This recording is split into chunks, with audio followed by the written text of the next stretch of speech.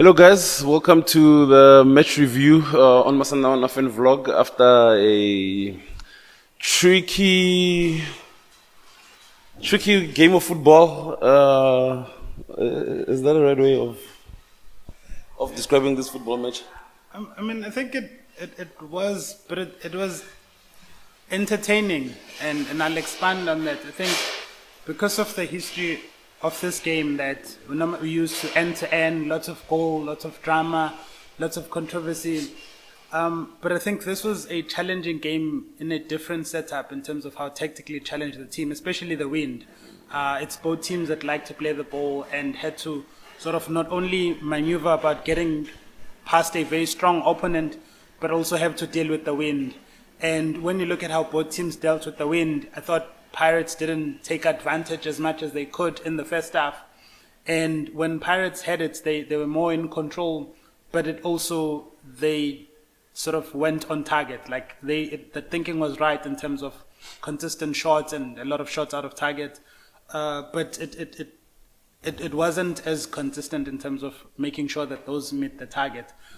So I think in terms of how both teams dealt with the wind, I think in some regards they did well, but in some regards I think they failed in terms of capitalizing on that, because you look at the corners that were taken on that windy side, a number of them looked like they were going to go in, and how they were manipulating the wind there, it looked strong. And I thought it was something that they would try and take advantage of a bit more, but it wasn't the case.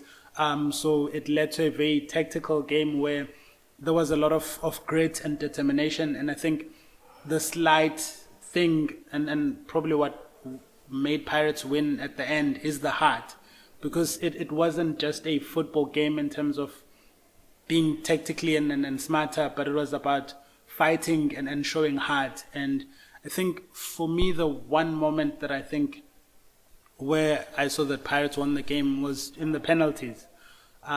During the penalties, Pirates huddled up as a unit and they spoke as a unit and sort of were pumping each other up. And with Sundowns, the bench was mostly focusing on Ronwen and they were high-fiving him, whereas the 11 was on their own.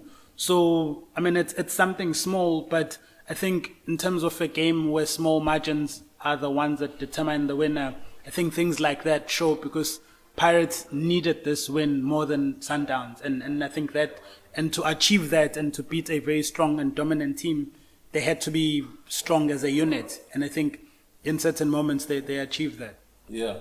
With that very great intro and very astute analysis of the match, I'm here with Njabulu Ngidi. This man is all about business. No time for intros. Just goes into the meat of the game. Yeah, but yeah, Masana Onafel vlogs. Very nice to have you in Njabulu. We're here in the Sundowns changing room. Smells like smells like a hard loss in here. Smells like a hard loss in here. But yeah, I fully agree with you, Njabulo, on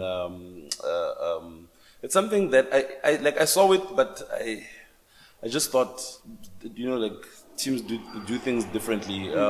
But I saw what you just mentioned now with Pirates huddling up and Sundowns just focusing on different things at the time. I thought this game could have been won by Sundowns in the first. Funny enough, in the first half, Pirates pressed Sundowns very, very well. Even as the coach, if the Pirates press caught him by surprise, or if it's something that they were looking for, and they were enticing Pirates to press them even more so that they can open them up. And he just gave credit to Orlando Pirates. But the one chance that Mshishi got, I wonder, because sometimes Sundowns score an early goal against Pirates and then it's curtains, like how we saw in the past 2 seasons when Sundowns played Pirates in Orlando. But today it wasn't the case. What I was thinking during the game I was already formulating my questions for the coach in extra time, and I didn't want to, as a Sundowns fan, I didn't want to think of the questions when we lose, I thought to myself, if we win, I'm gonna ask him, coach, finals are to be won and not played, because the reason why I would have said that is because Sundowns looked out of character today. Yeah, I think so. In leading up to this game, one of the reviews I wrote was how this game was going to be a battle between the heart versus the head. In that Pirates was going to come into this game with a lot of heart. In terms of it's 4 results that haven't really gone their way, knocked out of the Champions League, lost to Sundowns, and when you win a trophy, it's very, in this fickle nature of football, it changes a lot of things. The slump and struggle suddenly is wiped away because you now have something tangible to show, and any pressure and stress that you might have had suddenly goes away. And that's why I think I expected that Pirates was going to come with a lot of heart and grit and determination, because it was not just a football match. It was sort of realigning this season in terms of the club and putting the direction where it wants. And with Sundowns approached this game as any other match. It was methodological, it was precise, it was attention to detail. I mean, you look at what Allende was doing in terms of when he came on, how he controlled the game. You look at Mshishi, you look at the chances that Sundowns created. It was that head and the thinking that Sundowns normally applies in terms of all the games that they would play. And I think in this, with everything that at stake, the defining thing was in terms of who doesn't give up.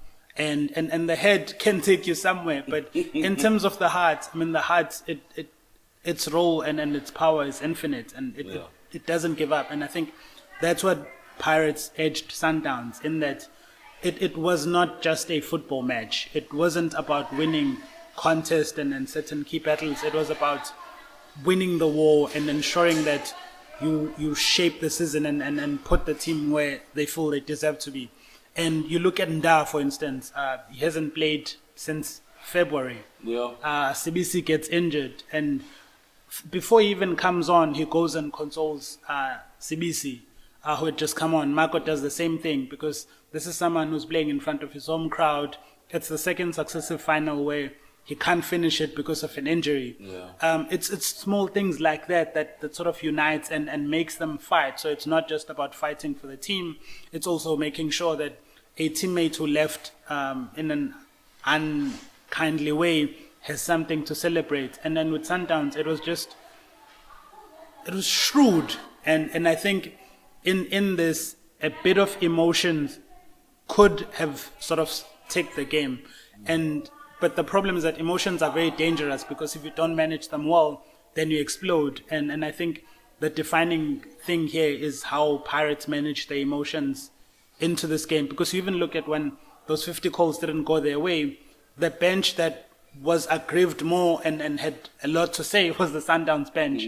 Whereas with Pirates, obviously there was that, but it wasn't as in your face and touched as Sundowns was. And those small details are very key and defining in terms of how the result is swayed.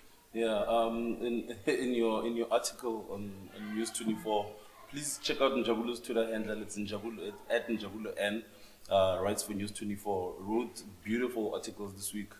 What you just mentioned now, like the article you wrote about the heart versus the mind. The heart will take you where logic will not navigate you. Like logic will say, like, nah, we can't go there. Yeah. But the heart can push you as far as it can go. A lot of talking points. Both coaches mentioned the wind, but the biggest talking point was that a penalty on Maboe. And as a Sundowns fan, I look at it and I'm like, I wish I could have gotten that penalty because of the time on the clock. It was like the 88th minute, and maybe you close shop and you win the final. But when I look at it, then I'm like, in the second leg of the semi-final, Maseko kicked Mdantsane. So sometimes, these things like tend to be poetic. So I think for someone who would want to, excuse the pun of the buzzword now, like benefit sometimes, I think you must take it how you Yeah. how you give it. Yeah, Sometimes. it's twofold because I mean, in leading up to that penalty, there did appear to be an infringement from Shalolile blocking the goalkeeper's direction, Yeah. and I think that's why it wasn't given. Yeah. Because when you look at that, that was it looked everything in terms of a penalty. But I think this whole benefiting thing, I think framing it like that makes things worse, and I think coaches are also partly to blame for this discourse because. You find that, and you've seen even with Sundowns coaches, not just with Mangoba, even when Pizzo was there, he would be very critical. Yeah, he was very critical when decisions were not going in his way.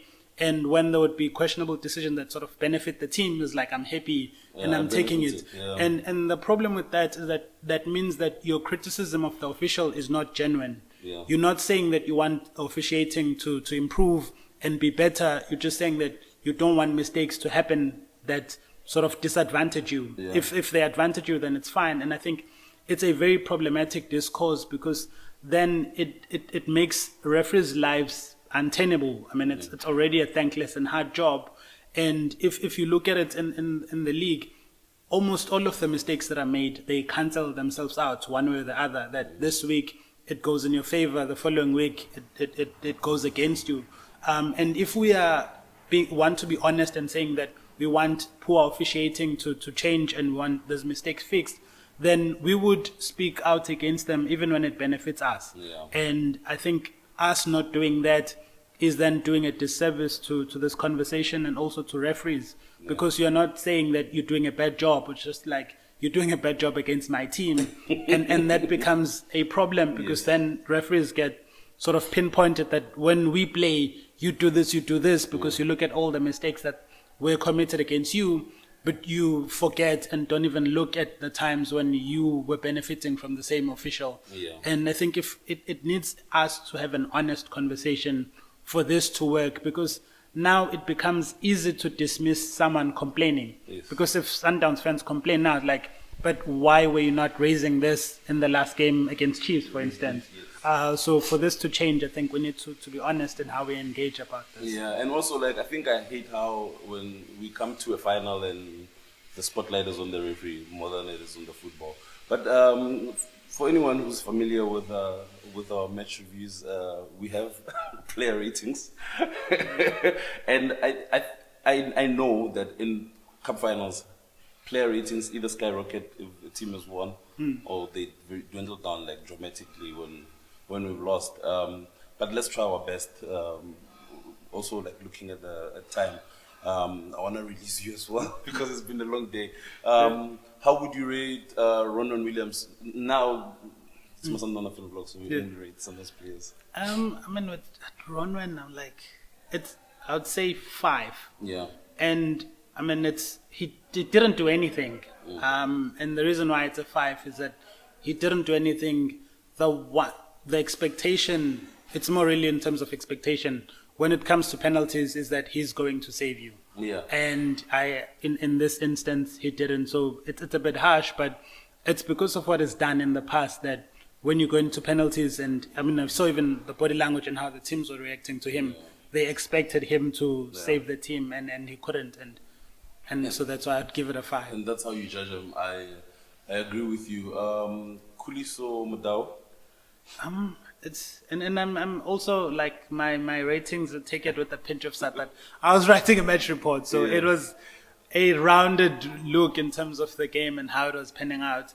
I thought Kuliso offered Sundowns and in terms of ensuring that they push on their attack, I thought it did quite well, and he's sort of, I mean, it's someone who's been sort of raising his hand in terms of the national team. Yeah. So I think it would Kuliso, I think it would be a 7. A 7.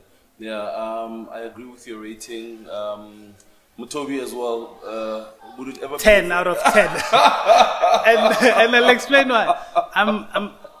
I think obviously, I mean the blip. I think he missed the penalty. No, he's the only one who scored the penalty. Yeah, 11. I think with Mutobi is I mean, he even had the bandage on, so it was vintage Mutobi.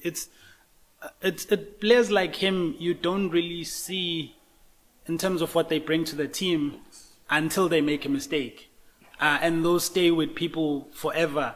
I think in a game like this, it needed warriors because it was going to be a fight and it was going to be a slug. And the fact that he ended up with a bandage and CBC had to be stretched off, it shows how tough, how a game it was. And to have someone like that who's resilient and doesn't back down from a challenge, I think it's what is needed and what I think if Sundowns a bit of that aggression, maybe things could have turned out differently. So that's why I think what he brought to the team was perfect in terms of what this game needed. Yeah, I hear you. So I'm gonna skip a few players because we no longer have time. I just wanna go to players that I felt like this result like almost like was in their hands. That do you make us play or do you not make us play? In midfield, Marcelo Allende. Yeah, I think Allende, I'd say an 8. And the reason I think is also someone that when you look at what Allende does when he doesn't have the ball, he's a very good player in terms of his leadership. He was controlling the movement and making gestures, and he was in charge of the team. I think he's one of those who's a leader without necessarily the armband. Yeah. And to play like he did in your first game after a while, I think the last game he played was against Pirates, which he didn't finish. And to come and just slot like that, I think it shows his quality. And I mean, he's someone who he should have won the game for Sundowns. I think he missed an optional time. But in terms of how he controlled the game, how he dictated terms, I think he was one of the club's standout players. Yeah, I think Marcelo, he can never have a bad game. I think like even if he tried to have a bad game, he might not have. Obviously, it's a final, and you look at strikers to get you goals. What do you make of Shalulile's performance, and what rating would you give him? I'd give him a 4, and the reason for that is that obviously Shalulile is someone who it's okay for him not to have the ball. He makes those runs, decisive runs that help the team, and he looked sharp in certain moments, but he wasn't commanding and sharp when he had the ball as he should have, because I mean it was eventually judged offside. But there's a header that he missed. When you got into those chances, I don't think he did as well as is expected of him, and because of the quality and what is done in the past, there's also a heavy expectation. And in finals like this, it's key and tight games and defining moments that are really small that you need someone like Shalulile to step up and give you that winner. Because when you look at the last couple of games, I mean, take away the 3-0 loss in the MTN8, games between these two teams have been close, edging 1-0 and like small margins. And when games have been decided by small margins, to miss and have a day like it did, it was criminal. And that's largely because of expectations from what is done in the past. Yeah, you make a valid point on Shalulile. I just think the overall performance today, obviously, like the way I watch it, like I don't watch it that you were neutral and you were able to see things that I might not be able to see because I'm still hoping for something at the end. But it was very nice to have you in Jabulo. There's no way we can come to Durban and not have, because since Pro has deserted us. Pro is moved on. And yeah, he's competing with you for being the mayor of the city of Tegwini now. No, thanks. Of Durban. Yeah, but like having you was very good in Jabulo after a long time. Being in football. Thanks for having me. I think the one thing I'd say, I mean, I've seen you guys from the beginning. Your growth is something that needs to be applauded in terms of what you bring to the space and the work that you guys have been doing. It's something that is good, and I think you need to keep it up. And one person that I'm sure would be proud is Tulani. When you look at where it started to how it is, I mean, it's to keep up that work and continue grinding, because we need more voices and need more spaces in terms of talking about this game, and not necessarily having gatekeepers and shutting doors down, because I think football is a very opinionated and is driven by opinion. So the more opinions and more sort of avenues to display those, the better for the game. Yeah. No, man, thank you so much, Njabulu, for the kind words, and I appreciate it. hopefully we see more of you this season. Yeah, no, I'm back. So read, use 24. Thank you But so much. It's also Thank you. good to be back writing about football. Yeah, guys, thank you so much for watching my Sundowns vlog. Unlucky on the loss, but yeah, we'll see you when we see you.